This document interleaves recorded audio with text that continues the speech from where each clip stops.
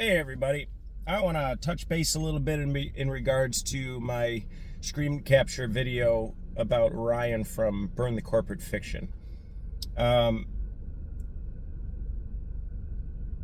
it's going to be a pretty personal video, so do with that what you will. I have been there. I have said things like Ryan said. I have threatened people. I used to be addicted to heroin and crack, and it really wasn't that long of a time, but when I go hard on something, I go really, really hard. And some people can make those drugs last for years before they even see any negative effects. I didn't get. That's a horrible way to look at it. It was quick before it made my life unmanageable. There was almost no time in between me starting and it becoming just unmanageable. And what's really funny is it was actually harder for me to quit crack than it was for me to quit heroin. And I think a little side, we're going to go off on an aside here as I digress. I think I misunderestimated. What am I, George Bush? I underestimated psychological addiction, and I overestimated physical addiction. I've been through a lot of physical pain in my life. So the idea of going through 2 weeks of sickness to quit a drug sucked, but I could do it. I actually was only expecting 1 week, but I got 2. Now, when it came to crack, the insidiousness of that drug, what it did was I knew I had to quit heroin. So every ounce of my being, as hard as it was channeled into finding a way to quit that. Even if I was actively using that day, I was not letting myself get into the mind frame of this is comfortable. By the end of my heroin use, I was spending $300 a day, equal of that or greater on cocaine. I don't even know how I had that money. I don't want to know. But with cocaine, it kept convincing me that it was okay because I would wake up the next day, I wouldn't be sick. So I'm not addicted. That's for heroin addicts, dude. I'm only smoking rocks. And I truly believed that I wasn't addicted. In fact, my ex-wife, I'm the reason there's an ex before the wife. She came to me one day and she said, we got to talk about your drug use. And I literally, how embarrassing is this? I tried to justify using only cocaine because it's not physically addictive. Even though that was the drug that I was doing literally every fucking day, all day long. Like, I still have physical pain and just physical issues in my body that I don't know if they'll ever get better because I put everything aside to smoke a rock. I love to cook the rocks. I loved watching the little crack, the chemical reaction happen. And I loved watching it. I loved everything about it. I loved it. Everything. But it hated me. That's the thing. It hated me. And it turned me into a demon. The person that I was when I was smoking crack or smoking heroin, I was not the person that you see today. I didn't look the same. Let me get out my license. See, I don't even have a license. This is a state ID. But when I took this picture, I was a good year off of all of those drugs. No, not a year. About, I don't know, about 3 or 4 months. But check that. Look at that.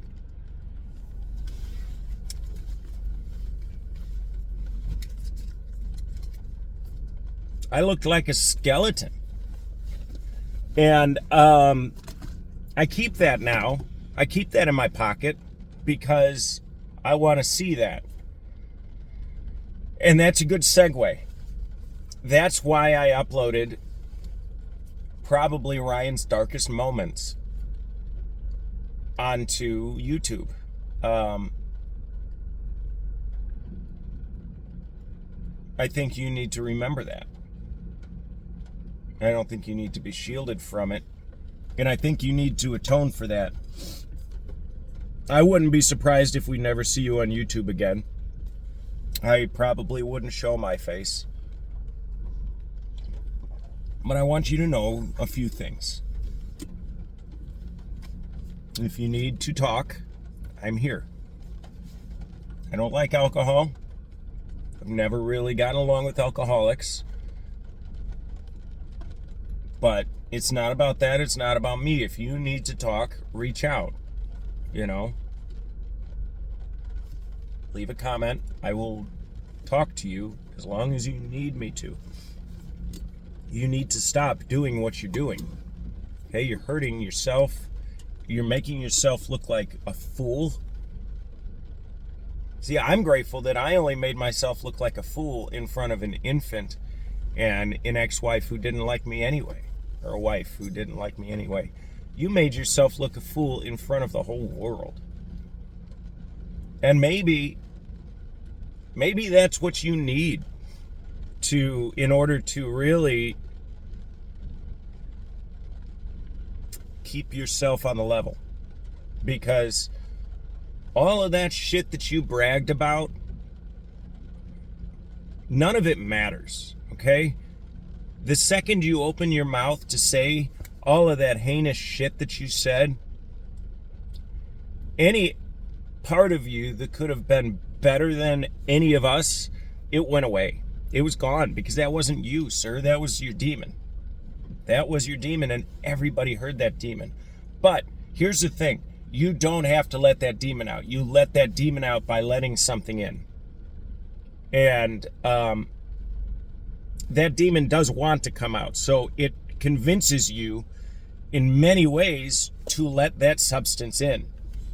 It convinces you that it's not a problem. It convinces you that it's good for you. It convinces you that it's medicinal. It convinces you, that you're a better person on it, that you love yourself more. It convinces you all of these lies and then reduces you to the person, the sniveling little infant that we heard, I'm a Mason, so I'm better. I understand the world better than you.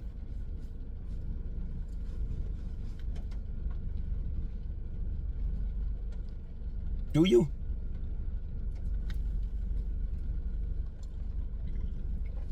I've got a long ways to go. I'm a piece of shit. I have no job. I have no prospects. I have no nothing.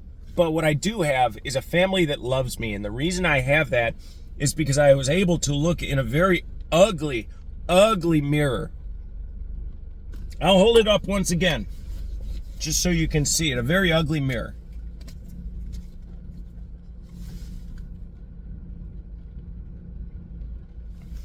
And when my ex-wife left me, and I was left with no children there, no anybody. It was just me. I was alone in Colorado, all left only to my thoughts and to my damage. And the fact that I sit here today, I'm immensely proud of, because a lesser man would have died, either on purpose or by accident. But I'm here, and dude, you don't have to keep that shit up. You can stop that. I know that you wanted to feel like you were really on top of the world, but we could all hear in your voice that you knew you were not, that you knew you were failing. That's why you resorted to threatening the lives of people that told them or told you they loved you.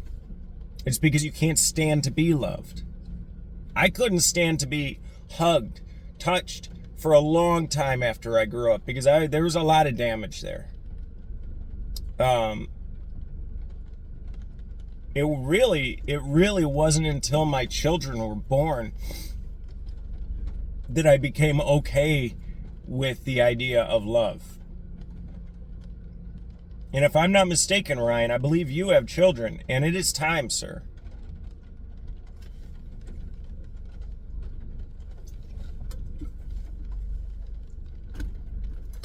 Masons don't make good men better. They make lost men broken. And that's what I saw in you last night. They take a lost man that could find his way by himself, and they say, this is the way. You know you're better than the other people. You know you're better than them, so we're better than them too. Let's all go this way, and let's shit on the little guy. And it's gone to your head, bro. What about you from last night was better than any non-Mason? What about your personality was better? What about your intellect was better?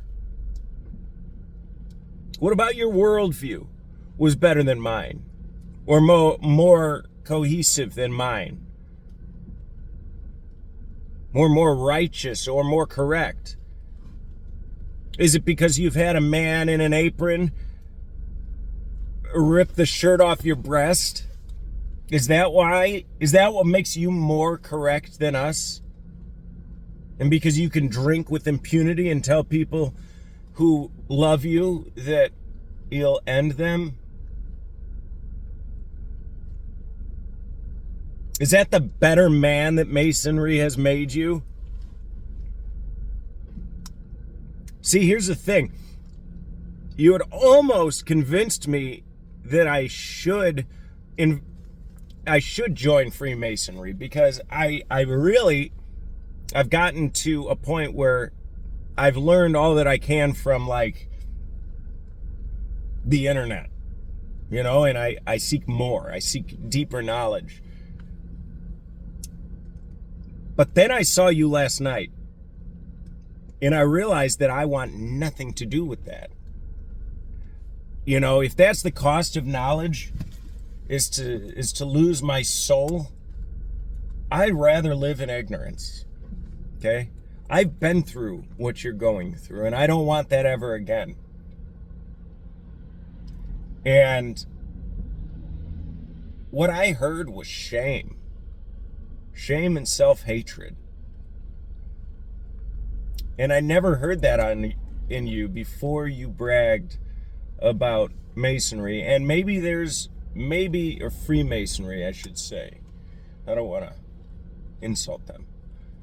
Maybe there's a there, maybe there's not. Maybe it's correlation, not causation. All I know is that what you did was shameful. And you're either going to double down and you're going to insist that you're correct and that everybody else is wrong, which will likely eventually lead to your death. Alcoholism always leads to death. Or you will realize that you acted like an asshole and you'll pull yourself out of it. Now, there's many people around you, even some of those who you wish death upon, who would be happy to help you and talk to you and speak to you and counsel you as needed. But one thing I want you to know is that if you have been drinking every day, don't just quit. Don't just quit cold turkey. You need to wean yourself off. It's just like a benzodiazepine. Both of those substances, because they are basically the exact same thing. Alcohol and benzos act on your brain the same way. Both of those can lead to fatal withdrawals. And not just your body gives out, but your body gives out in the most horrendous way possible. I'm talking delirium tremors, shitting yourself. So, do this the smart way if you choose to do it, which I urge you to, because that was rock bottom, buddy. That was rock bottom. That was as bottom rocky as one can get. What you got to do, if you don't go to a doctor and get medications, you got to wean yourself off, because cold turkey is asking for trouble. If you can, and this is if you've been drinking every day all day, like, you know, I could just be making a big deal out of nothing and you're just a binge drinker, you know? I've been there too. But if you are a daily drinker, don't just stop drinking. You need to do it slowly so your body can acclimate.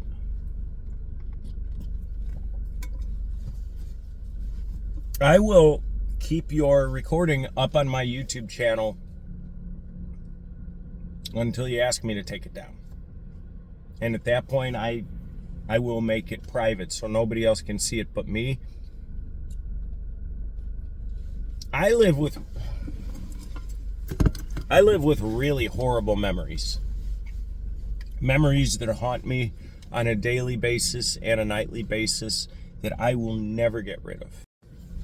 But it's the fact that they stick with me that helps to keep me in line. So, like, if all of the shit that I did while I was using, if I forgot all of that, it would be so easy to just start using drugs again, because drugs are fun. I could even justify the pain on myself, you know, maybe to do drugs again, but the effects that it had on other people, I can never justify. The way I treated my ex-wife, you know, the way I neglected my duties as a father, just shameful. It's just shameful. And so I urge you, just, you know, your dad loves you. He's there for you. And use that. He's a good man. He's a good man. You're lucky to have a dad like him. I don't care what it was like when you were growing up. You're grown now, okay? You're grown. So the best bit of advice that I was ever given was by a man named Vince, who was raised on an orphanage in the mountains above Taos, New Mexico, and then worked on the ranch that it became. And he said, take advantage. Don't take advantage. And he never explained it to me, and I'm not going to explain it to you. But I urge you, take advantage. Don't take advantage.